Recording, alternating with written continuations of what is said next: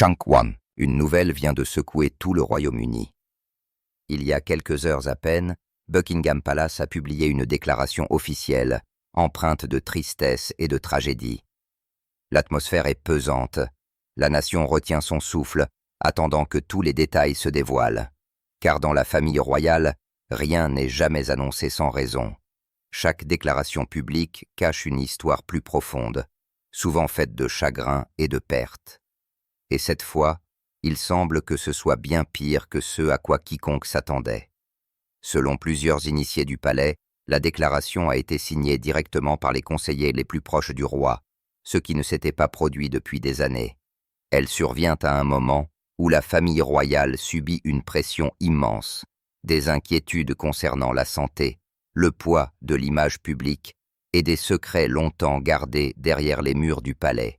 Certains suggèrent que cela pourrait marquer un tournant, dont il pourrait ne pas y avoir de retour. Dans tout le pays, les gens prient. Beaucoup craignent que cette fois, la tragique nouvelle ne concerne une personne profondément aimée dans le monde, ou peut-être même signaler la fin d'une ère au sein de la monarchie elle-même. Au milieu de la confusion et du chagrin, une question lancinante persiste dans l'esprit de chacun. Quelle vérité déchirante cette annonce renferme-t-elle? Et quel membre de la famille royale est confronté à la plus grande tragédie de sa vie? Qu'en pensez-vous? S'agit-il simplement d'une autre rumeur exagérée? Ou est-ce que la vérité douloureuse à laquelle la Grande-Bretagne doit maintenant faire face? Partagez vos réflexions dans les commentaires ci-dessous. Une matinée qui a brisé la tradition. Londres s'est réveillée avec son rythme habituel. Des bus rouges glissant le long de la Tamise, le léger bourdonnement des premiers employés et des touristes prenant des photos des gardes de Buckingham Palace figés dans leur immobilité habituelle. De l'extérieur, le palais scintillait sous le soleil matinal, symbole de stabilité et de prestance intemporelle. Pourtant, à l'intérieur, l'atmosphère était loin d'être sereine. Des murmures qui circulaient discrètement dans les couloirs du palais depuis des mois gagnaient maintenant en volume, devenant plus lourds à chaque heure qui passait. Quelque chose d'inédit était en train de se dérouler. En milieu de matinée, l'air à l'extérieur des portes vibrait d'anticipation. Les journalistes ajustaient leurs caméras et leurs microphones. Leurs spéculations murmurées remplissaient l'air vif de Londres. Le secrétaire de presse royal a finalement émergé, son visage pâle trahissant la tension qu'il s'efforçait de masquer. Chunk II, quand il a parlé, sa voix était calme, mais portait un tremblement sous sa cadence mesurée. Chaque mot qu'il prononçait confirmait ce que beaucoup craignaient. La santé du roi Charles avait décliné beaucoup plus gravement que le palais ne l'avait jamais révélé. L'image soigneusement entretenue d'une autorité inébranlable s'est fracturée instantanément. La nature est une chose distincte de nous, et nous pouvons l'exploiter, la contrôler et la supprimer, révélant une vulnérabilité que la monarchie montrait rarement. Les caméras ont capturé de rares moments spontanés de la famille royale. Le prince William se tenait tendu, les yeux lourds de responsabilité, tandis que Catherine rayonnait d'une élégance posée. Pourtant, une subtile tension la trahissait, composée en surface. Tous deux ressentaient le poids de la tempête autour d'eux, laissant entrevoir des pressions que même leur grâce publique ne pouvait entièrement dissimuler. Le roi Charles est apparu frêle, presque spectral, une ombre de la figure imposante qu'il avait été autrefois. Le poids de décennies, de devoirs et de luttes privées semblait gravé dans chaque ligne de son visage. Pour la première fois, le public a aperçu la fragilité humaine derrière la couronne. Pourtant, le détail le plus frappant de la matinée n'était pas qui se tenait là, mais qui était absent. Le siège vide de la reine Camilla a résonné d'une signification tacite, amplifiant le malaise dans la pièce. Les spéculations ont éclaté instantanément. Était-elle souffrante? L'accueil a été chaleureux. Je veux dire, il était attentif. Je n'arrivais pas à croire à quel point il était chaleureux. choisir la distance ou se mettre à l'écart en raison des dynamiques changeantes au sein du palais. Son absence, silencieuse mais assourdissante, est devenue un élément déterminant du drame qui se déroulait. Au milieu de la tension, le prince William et Catherine ont saisi l'occasion d'annoncer l'initiative Diana, ostensiblement un programme de réforme et de modernisation. Elle portait une résonance bien plus profonde, nommée en l'honneur de la princesse Diana, dont le décès le 31 août 1957 a laissé une marque indélébile sur la nation. L'initiative visait à raviver la compassion et l'humanité qu'elle avait incarnée. William a parlé avec une résolution tranquille, soulignant des mois de préparation et le soutien de son père, reliant l'esprit de Diana à une monarchie moderne ayant besoin de renouveau. La réaction du public a été immédiate. Les médias sociaux ont été inondés d'anciennes images de la chaleur de Diana, de ses visites à l'hôpital et de ses interviews sincères. Des moments de gentillesse authentique ont rappelé au monde son héritage durable. L'initiative a largement résonné, dépeignant un nouveau départ en redéfinissant subtilement les priorités royales. Chunk III, pourtant, tout le monde n'a pas adhéré au changement. Des sources ont fait allusion à l'inconfort de la reine Camilla, suggérant que l'initiative risquait d'éclipser ses efforts depuis son ascension en tant que reine en mai 2023. Pour la première fois, des questions d'influence, d'héritage et d'orientation future pour la monarchie se sont profilées visiblement. Derrière les murs dorés, les dynamiques de pouvoir ont changé subtilement, mais indubitablement. Avec Charles affaibli, William et Catherine sont apparus comme des figures décisives, dirigeant un récit entrelacé d'héritage et de changement. Chaque regard, chaque geste et même chaque absence portait désormais une signification. La monarchie, si souvent dépeinte comme inébranlable, révélait une réalité évolutive et fragile, laissant le monde se demander ce qui allait suivre. Mais était-ce prévu? Où l'histoire est-elle revenue en force? Quels secrets se cachent derrière la couronne? Et comment façonneront-ils l'avenir? Continuez à regarder. Un palais sous tension. Le silence à l'intérieur de Buckingham Palace était plus lourd que n'importe quelle annonce ne pourrait jamais l'être. L'absence de la reine Camilla a résonné dans les couloirs, enflammant des spéculations et des murmures qui se sont répandus comme une traînée de poudre. Certains ont affirmé qu'elle protégeait discrètement sa santé. D'autres ont cru qu'elle se protégeait de la tempête de tension qui engloutissait la maison royale. Des voix plus audacieuses ont suggéré que des conflits longtemps cachés faisaient maintenant surface, menaçant de perturber le délicat équilibre des pouvoirs. Quelle qu'en soit la cause, son absence a jeté une longue ombre, exposant des vulnérabilités que le public entrevoyait rarement. Des questions sur le roi Charles II persistaient dans tous les coins. Depuis combien de temps luttait-il contre la maladie en secret? Son état était-il plus grave que ce que quiconque réalisait? Autrefois considéré comme un symbole de force inébranlable, le roi apparaissait maintenant fragile. Son déclin physique était visible à tous ceux qui regardaient de près.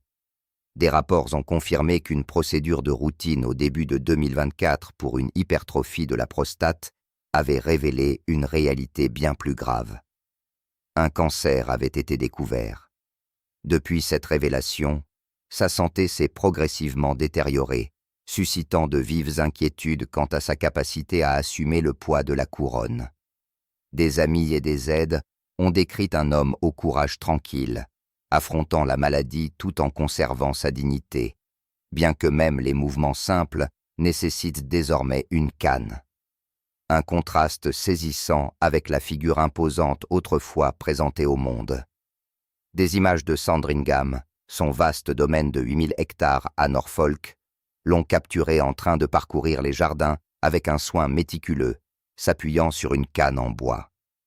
Bien que la photo suggère la sérénité, une observation attentive a révélé la tension dans sa posture. le rythme mesuré de ses pas et la détermination gravée sur ses traits. Chunk 4. Chaque image parlait d'un monarque aux prises non seulement avec la maladie, mais avec le passage du temps lui-même. Sa présence rappelait que même les symboles du pouvoir portent une vulnérabilité humaine. Au sein du palais, l'absence de Camilla et la santé défaillante de Charles ont modifié l'atmosphère intérieure. Chaque regard, chaque geste subtil, chaque pose mesurée semblait chargée de sens. Nous ne pouvons pas nous empêcher de penser à ceux pour qui les effets dévastateurs des conflits, la hiérarchie soigneusement maintenue de l'influence, ont vacillé à mesure que l'incertitude s'est répandue, révélant la fragilité que des siècles de tradition avaient souvent dissimulée. Ce qui avait été autrefois un environnement méticuleusement contrôlé se sentait maintenant instable, chargé de questions sur le leadership, la succession et l'avenir de la monarchie elle-même. À l'extérieur des portes, le public a senti le changement d'énergie. La tradition inflexible semblait fragile. Chaque silence, chaque chaise vide et chaque expression faible laissaient entrevoir des tensions que le palais ne pouvait plus contenir complètement. La perception de l'invincibilité a cédé la place à la vulnérabilité humaine. Les luttes privées et l'examen public se sont heurtés, laissant une impression indubitable. La monarchie était confrontée à un moment charnière où l'histoire, l'héritage et la fragilité personnelle convergeaient d'une manière qui façonnerait ce qui allait suivre. Chaque petit signe, une figure absente, une expression tendue, une pose délibérée portait un poids au-delà des murs du palais. Le monde regardait, conscient que sous la surface du faste et de la cérémonie, la monarchie était confrontée à une épreuve de résilience sans précédent de mémoire d'homme, la tension cachée d'un roi. Charles se déplaçait dans Sandringham avec un sourire soigneusement placé. Les jardins sereins offraient une toile de fond d'un calme intemporel. Pourtant, ceux qui l'ont observé de près insistent sur le fait que le public n'entrevoyait qu'un fragment de la vérité. Derrière la façade composée se cache un homme aux prises avec une douleur qui refuse d'être masquée. La canne sur laquelle il s'appuie est devenue plus qu'un simple soutien. C'est un symbole silencieux de sa fragilité croissante, un rappel de la mortalité qui ombre chaque pas délibéré. Autrefois vigoureux et imposant, il navigue désormais dans le monde avec un soin mesuré. Chaque mouvement est pesé en fonction des limites que son corps lui impose. Des initiés ont révélé que le roi s'était tourné vers le whisky pour apaiser une douleur persistante et une tension émotionnelle. Sous son apparence publique, il porte le poids d'une querelle de longue date avec le prince Harry. Chaque jour qui passe approfondit l'urgence de se réconcilier, laissant un regret tacite et une douleur silencieuse sous des sourires mesurés, exposant la fragilité humaine derrière l'image royale. Malgré ses luttes personnelles, Charles reste déterminé à répondre aux exigences de la monarchie. Ses apparitions publiques, moins nombreuses et méticuleusement orchestrées, sont conçues pour projeter la stabilité et la confiance à travers le Royaume-Uni et le Commonwealth. Nous partageons également avec tant d'entre vous au Royaume-Uni et dans tous les pays. Les observateurs notent le contraste attentif entre son attitude publique composée et les vulnérabilités privées décrites par les initiés du palais. Même si son corps montre des signes de déclin, il puise dans une réserve de détermination pour remplir son rôle, équilibrant les apparences de confiance avec la réalité de la tension physique et émotionnelle. Chunk 5. Chaque pas, chaque regard, chaque sourire soigneusement arrangé porte le double fardeau de la tradition et des limites personnelles, soulignant la tension entre le devoir et l'expérience humaine. Les luttes actuelles du roi sont aggravées par l'ironie cruelle du timing. Des décennies de préparation au trône ont cédé la place à une confrontation précoce avec une maladie grave, perturbant ce qui aurait dû être une ascension régulière. Des rapports indiquent qu'une procédure de routine au début de 2024 a révélé une condition plus grave. Un cancer Même si nous sommes en deuil, nous rendons grâce pour cette vie des plus fidèles. Depuis lors, sa santé s'est détériorée régulièrement, suscitant des inquiétudes quant à sa capacité à continuer à assumer tout le poids de ses responsabilités. Des images de Sandringham le montrent s'appuyant sur une canne en bois tout en parcourant les jardins. Sa posture mesurée, ses mouvements délibérés, projetant la force même si le tribut du temps et de la maladie devient évident. La tension à l'intérieur du palais est encore amplifiée par la dynamique complexe entourant sa famille. La combinaison de la fragilité de Charles, de son chagrin privé et de l'orchestration minutieuse des apparitions publiques souligne une monarchie naviguant simultanément entre la vulnérabilité et l'héritage. L'équilibre complexe des pouvoirs, de l'influence et des relations familiales a changé subtilement. Vous ne pouvez pas être le même que le souverain si vous êtes le prince de Galles ou l'héritier, exposant des fissures qui étaient auparavant cachées derrière la tradition et la cérémonie. Chaque expression, chaque geste, chaque silence résonne avec les défis du maintien de l'autorité, tout en faisant face aux limitations personnelles, créant un portrait d'un roi dont la persona publique de stoïcisme contraste fortement avec les luttes privées. Cette période du règne de Charles est définie par l'interaction entre le devoir, l'héritage et les réalités incontournables de la vie.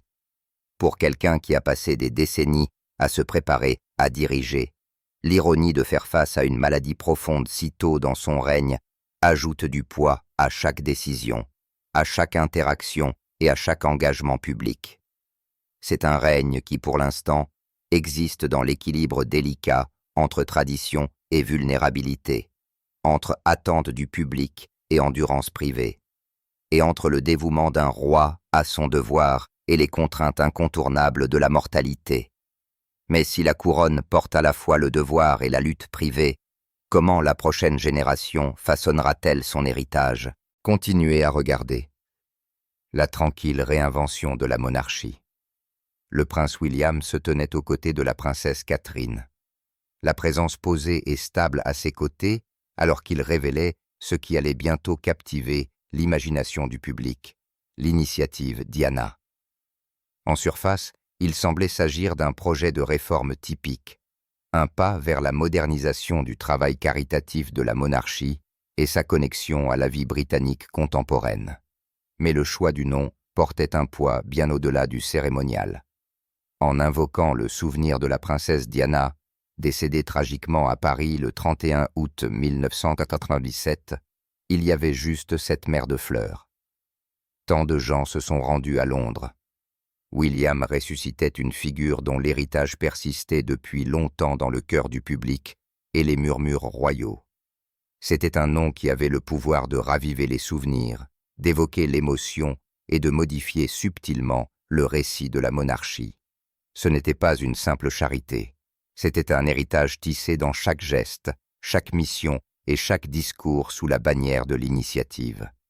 Les couloirs du palais, pendant ce temps, étaient animés d'un bouleversement tranquille derrière les portes polies de Buckingham Palace. Chunk 6. Les routines ont persisté. Pourtant, l'attention de la monarchie se déplaçait discrètement. Les réunions autrefois centrées sur le roi Charles mettaient désormais de plus en plus en évidence la vision de William. L'attention des journalistes a dérivé de Clarence House à Kensington Palace. Les observateurs pouvaient sentir le réalignement subtil. William, autrefois prudent et discret, se comportait maintenant avec une énergie et une concentration délibérées. Chaque discours et chaque apparition publique étaient conçus avec précision. Catherine le complimentait parfaitement, offrant une chaleur authentique qui contrastait fortement avec l'image calculée de la reine Camilla. Ses visites à l'hôpital, ses apparitions dans les écoles et ses engagements communautaires résonnaient d'authenticité, suscitant la confiance et l'admiration du public et renforçant subtilement l'influence croissante de son mari. Camilla, qui avait travaillé pendant des années pour cimenter son image, voyait maintenant sa présence s'amenuiser. Son nom apparaissait moins fréquemment dans la couverture médiatique. Son travail caritatif recevait peu d'attention et des murmures de son isolement croissant ont fait surface de sources proches de la maison royale. Bien que le palais n'ait pas annoncé officiellement une transition de pouvoir, la dynamique avait déjà commencé à changer. Un repositionnement tranquille mais indubitable était en cours, et Charles, bien que restant le roi, apparaissait de plus en plus périphérique, alors que son fils et sa belle-fille émergeaient au premier plan. L'initiative Diana symbolisait plus qu'un projet. C'était un pont soigneusement chronométré entre le passé et le présent, honorant une figure bien-aimée tout en façonnant une nouvelle ère. Chaque événement, chaque engagement public portait l'écho de la compassion et du courage de Diana, rappelant au monde son influence durable et la reliant directement au leadership de William et Catherine. En effet, la monarchie était subtilement réécrite. Le personnel et les conseillers ont commencé à aligner leurs actions sur cette structure de pouvoir émergente, ajustant les horaires et les stratégies pour refléter le recentrage. Les changements étaient discrets, presque imperceptibles pour l'observateur occasionnel, mais indéniables pour ceux qui suivaient de près le palais. Même le roi Charles, chevronné par des décennies de tradition, a reconnu la transformation avec un mélange d'incrédulité et de résignation.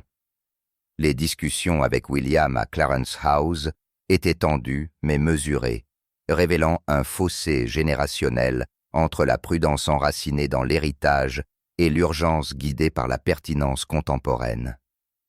Dans les couloirs du pouvoir, l'influence se déplaçait régulièrement vers la prochaine génération, signalant non pas un bouleversement, mais une tranquille réinvention. Alors, était-ce prévu, ou l'histoire elle-même exigeait-elle un retour? Quels secrets se cachent derrière la couronne? Et comment façonneront-ils l'avenir de la monarchie? Continuez à regarder. L'héritage de Diana reconquis. Quelques heures après son dévoilement, l'initiative Diana a déclenché une tempête d'attention sur les médias sociaux, les organes de presse et dans le discours public. De vieilles images de la princesse Diana ont refait surface. Changset, son rire doux, son étreinte chaleureuse aux enfants malades, la sincérité dans son regard qui semblait percer l'écran. Pour des millions de personnes dans le monde, il semblait que son esprit était revenu. Non pas encore, mais à travers son fils et sa femme fidèle, récupérant la place dans l'histoire que la monarchie avait longtemps tenté de contenir. À l'intérieur du palais, cependant, les répercussions étaient bien plus complexes. Ce que le public considérait comme un hommage sincère portait un sous-entendu de défi, subtil mais indéniable. Pour le roi Charles, l'initiative a rouvert des blessures qu'il avait passé des décennies à essayer d'enterrer. Des souvenirs douloureux d'un mariage qui s'est effondré sous les feux de la critique publique, des scandales qui ont assombri son règne et l'influence durable d'une femme dont la présence continuait de définir son air, même en son absence. Pour lui, il ne s'agissait pas simplement de charité. Comme je l'ai dit, beaucoup finissent dans la rue en dernier recours. C'était une réouverture d'anciens chapitres, un rappel des pressions personnelles et politiques qu'il avait traversées pendant des années. La reine Camilla a ressenti le changement encore plus vivement. Des années passées à cultiver soigneusement son image publique, à gagner progressivement la reconnaissance et la confiance, semblait maintenant vulnérable. Le nom de Diana, invoqué délibérément et de manière proéminente, a jeté une longue ombre sur tout ce qu'elle avait travaillé à construire.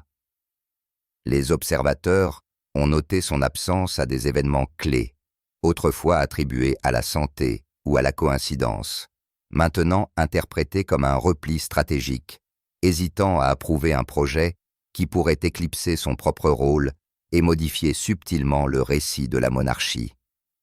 Pendant ce temps, le prince William et la princesse Catherine ont avancé avec une détermination tranquille, sans hésitation.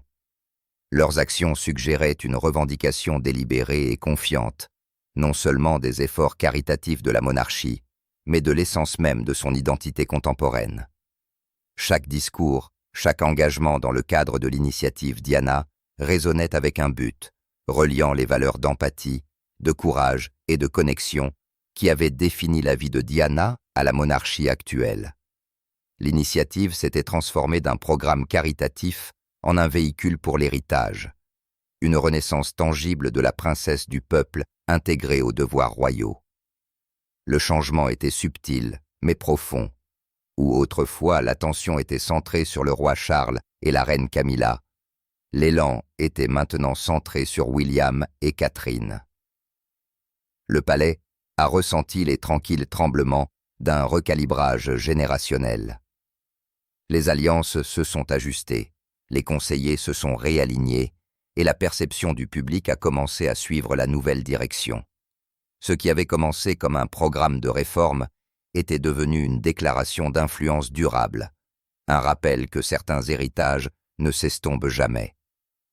Ils s'intensifient, remodelant le pouvoir, la présence et la perception de manière à la fois visible et invisible.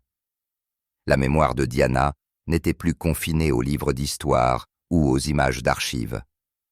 Elle était revenue au cœur de la vie royale, défiant les traditions, suscitant des émotions et redéfinissant tranquillement les contours de l'autorité au sein des murs du palais. Le transfert discret de pouvoir vers le monde extérieur, la famille royale projetait l'image d'une sérénité impeccable. Des coupes de rubans, des événements de gala et des photographies méticuleusement posées ont renforcé un sentiment d'unité et de tradition inébranlable. Pourtant, sous la surface polie, une transformation subtile remodelait tranquillement la monarchie. Les observateurs qui suivaient chaque apparition publique, chaque poignée de main et chaque sourire soigneusement chorégraphié ont commencé à remarquer quelque chose de différent. Un courant tranquille de changement traversant les couloirs du palais. Les premiers indices sont apparus dans les médias. Les journalistes suivant les horaires royaux ont observé un changement d'attention. Chunk 8, Kensington Palace, domicile du prince William et de la princesse Catherine, suscitait de plus en plus de manchettes. Clarence House, longtemps le centre de la présence publique du roi Charles et de la reine Camélia, se sentait soudain éclipsé. Des points de presse, des articles de fond et même des commentaires sociaux ont commencé à souligner l'influence croissante de William et Catherine.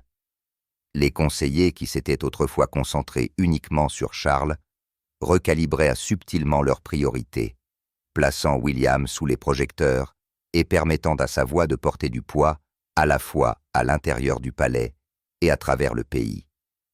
Le prince William, historiquement mesuré et prudent, a maintenant fait preuve d'une transformation tranquille mais indéniable. L'hésitation a cédé la place à la conviction, et ses mots ont résonné avec autorité. Ses apparitions publiques n'étaient plus de simples actes de devoir. Elles reflétaient l'intention, la stratégie et une compréhension croissante des responsabilités qui l'attendaient. Chaque geste, d'une visite à un hôpital à un discours abordant les préoccupations nationales, traduisait un but. Ceux qui ont observé de près ont senti que William n'attendait plus dans l'ombre. Il entrait dans le rôle pour lequel il se préparait depuis longtemps, assumant une présence qui transcendait son titre. La présence de la princesse Catherine a amplifié ce changement. Ses interactions étaient sincères, authentiques et toujours visibles, créant un sentiment de connexion avec le public qui allait au-delà de l'obligation formelle. Alors que la reine Camilla maintenait ses routines, son influence semblait s'amenuiser en comparaison. Son profil public a soudainement diminué à mesure que la proéminence de William et Catherine augmentait. Au sein du palais, l'équilibre des pouvoirs évoluait presque imperceptiblement. Les réunions, les horaires et les stratégies étaient de plus en plus guidés par la vision de William, signalant discrètement un réalignement au cœur de la monarchie. L'héritier n'attendait plus simplement la couronne. Il emportait le poids dans sa posture, son ton et dans sa présence, annonçant à chaque action qu'une nouvelle ère d'influence et d'autorité prenait tranquillement forme. Mais quelles tensions cachées couvent entre le père et le fils? Et quel impact pourraient-elles avoir sur la famille royale? Continuez à regarder pour découvrir la rivalité silencieuse au sein du palais. À chaque instant public, Catherine, la princesse de Galles, se tenait comme plus qu'une simple partenaire du prince William. Il est important de prendre soin de leur bien-être, car ce sont ces personnes qui élèvent les enfants aujourd'hui. Elle était devenue l'encre tranquille de son influence croissante, là où les apparitions de Camilla semblaient souvent mesurées et répétées. Catherine rayonnait d'aisance et d'authenticité. Ses visites dans les hôpitaux, les écoles et les événements communautaires ont créé un pont entre la monarchie et le public qu'aucun protocole royal ne pouvait fabriquer. Sa chaleur et sa connexion authentique sont rapidement devenues une caractéristique déterminante, complétant l'autorité croissante de Williams en peignant d'une vision d'une monarchie moderne, compatissante, compétente et indubitablement présente. La subtile tension a d'abord vacillé lors d'un déjeuner caritatif de haut niveau. Chunk 9. Interrogé sur l'initiative Diana, le projet honorant la défunte mère de William, la reine Camilla a offert une remarque polie et soigneusement mesurée. La monarchie a toujours servi avec dévouement. Nous n'avons pas besoin d'invoquer le passé pour le prouver. Les mots contrôlés et précis portaient un sous-texte indubitable. Les observateurs et les journalistes ont immédiatement perçu une critique voilée, l'interprétant comme un défi silencieux non seulement à l'héritage durable de Diana, mais aussi à Catherine, qui l'avait embrassée dans le cadre de sa propre mission. En quelques heures, les médias sociaux et les gros titres ont éclaté, présentant le moment comme un affrontement entre continuité et modernité, tradition et renouveau. La prison a été la meilleure chose qui me soit arrivée. Un prisonnier me l'a dit lors d'une récente visite. Catherine Chen, cependant, est restée calme. Elle n'a pas répondu immédiatement. Quelques jours plus tard, lors d'un événement modeste pour l'initiative Diana, elle s'est adressée au public avec une autorité calme. Ce travail ne concerne pas le passé, il concerne l'avenir. Nous construisons ensemble. La simplicité de sa déclaration portait un poids indéniable, affirmant subtilement une vision tournée vers l'avenir tout en honorant la mémoire de Diana. Le sentiment public s'est rapidement aligné en sa faveur, interprétant ces mots comme un signal clair que le prochain chapitre de la monarchie embrasserait la compassion, la connexion et le renouveau. À l'intérieur des murs du palais, les murmures sont devenus plus forts. Le personnel et les conseillers, qui avaient autrefois navigué prudemment entre les générations, reconnaissaient maintenant tranquillement un changement d'influence. L'équilibre, longtemps ancré par Charles et Camilla, penchait progressivement vers William et Catherine. Ce n'était ni une rébellion, ni une passation de pouvoir officiel. Il s'agissait plutôt d'un rééquilibrage délibéré du pouvoir exécuté par des gestes mesurés, des engagements stratégiques et l'élaboration subtile de la perception du public. La monarchie semblait stable, mais sous la surface, une transformation tranquille remodelait son avenir en temps réel. Mais qu'est-ce qui alimente réellement ces rumeurs de rivalité? Et jusqu'où vont-elles? Restez à l'écoute pendant que l'histoire se déroule. Murmure d'une querelle royale. Dans les couloirs polis du palais, la tension couvait tranquillement, invisible pour le public, mais indubitable pour ceux qui observent de près. La princesse Anne, connue pour sa loyauté inébranlable, son honnêteté sans faille et son dévouement incessant au devoir, avait commencé à afficher une frustration visible rare. Calme et disciplinée comme toujours, elle s'adonne rarement au drame. Mais les changements subtils déclenchés par l'initiative Diana avaient remué quelque chose en elle, une irritation qu'elle ne pouvait plus entièrement dissimuler. Sa présence vigilante signalait que le remodelage tranquille de l'influence et du pouvoir au sein de la famille royale était loin d'être terminée. La vive désapprobation d'Anne se concentrait fréquemment sur la reine Camilla, dont la résilience et la persona publique soigneusement organisée se heurtaient souvent à la franchise d'Anne. Chunk 10. Les racines de leur tension remontent à des décennies. Au début des années 1970, Anne partageait un lien étroit avec Andrew Parker Bowles, l'officier de cavalerie qui épouserait plus tard Camilla. Bien que cette connexion se soit finalement refroidie, elle a laissé un malaise persistant. Il a traversé différentes phases en tant qu'enfant, en aimant ceci ou cela. Mais lorsque Camilla s'est ensuite impliquée avec Charles, le futur roi, la dynamique interne du palais est devenue plus compliquée, transformant l'inconfort privé en friction durable.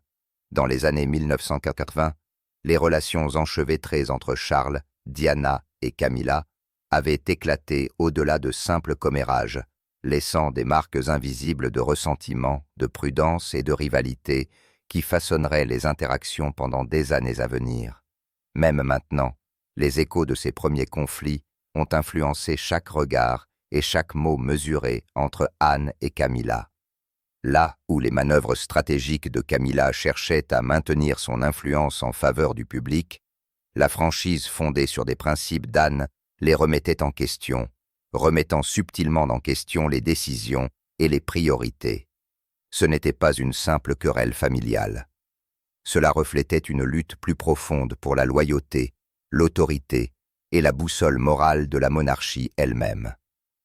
Des initiés suggèrent que les interventions d'Anne sont guidées par un désir de défendre la tradition et le service au public.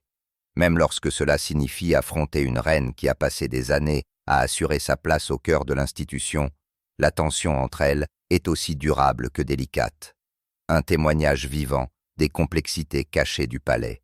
Chaque interaction, chaque réunion soigneusement contrôlée porte le poids de l'histoire, rappelant à tous ceux qui regardent que dans la maison royale, les vieilles rivalités ne s'estompent jamais vraiment. Elles ne font que se cacher et attendre. Mais quelle vérité cachée se cache sous la couronne? Et comment pourrait-elle ébranler la famille royale? Découvrons-le. Ombre derrière la couronne, le palais brille de tradition, de cérémonie et d'apparence soigneusement organisée. Pourtant, sous la grandeur, la monarchie fait face à ses défis les plus subtils. Après 7 décennies d'attente, le roi Charles porte enfin la couronne. Pourtant, son règne est alourdi non pas par un scandale, mais par l'histoire elle-même, l'héritage imposant de la reine Élisabeth II et le souvenir impérissable de Diana, la princesse du peuple. Au lieu d'un souverain réformateur, Charles se retrouve à présider une transition tranquille, où l'influence se mesure non pas par une proclamation, mais par la nuance et la présence. La reine Camilla, autrefois rejetée par le public et la presse, s'est battue avec diligence pour assurer son rôle aux côtés du roi. Mais même couronnée, sa position semble ténue. La mémoire de Diana persiste, et Catherine, la princesse de Galles, brille d'un charisme sans effort, gagnant la confiance et l'admiration d'une manière que Camilla a du mal à égaler par des gestes subtils, des absences et des apparitions soigneusement programmées. L'équilibre de l'influence commence à pencher. La peur de l'insignifiance plane sur chaque mouvement de Camilla, son autorité étant discrètement remise en question par l'histoire et l'opinion publique. Pendant ce temps, William et Catherine portant le fardeau le plus lourd, l'avenir de la monarchie elle-même aux yeux du monde. Ils sont l'incarnation du renouveau, moderne, compatissant et capable de guider la couronne vers une nouvelle ère sans briser ses traditions ancestrales. Chunk 11. Pourtant, cette attente n'est pas une mince affaire. Chaque discours, engagement et décision doit transmettre la loyauté tout en signalant des progrès subtils, l'innovation et le leadership. Au sein du palais, des murmures, des regards furtifs et des stratégies feutrées révèlent ce que les cérémonies publiques ne peuvent pas. Le remodelage tranquille du pouvoir, les influences se déplaçant délibérément, stratégiquement et avec une précision méthodique. La monarchie ne s'effondre pas. Elle évolue, imprégnée de mémoire, de rivalité et d'intention. Sous les couronnes scintillantes et les sourires polis, le changement se déroule, subtil mais indéniable, à mesure que les vérités les plus profondes de l'institution émergent, non pas des discours ou de la pierre, mais du silence qui porte plus de poids que les mots ne pourraient jamais le faire. Alors, qu'en pensez-vous? La famille royale est-elle sur le point de connaître son plus grand bouleversement interne à ce jour? Nous aimerions connaître votre opinion. N'oubliez pas de commenter et de vous abonner.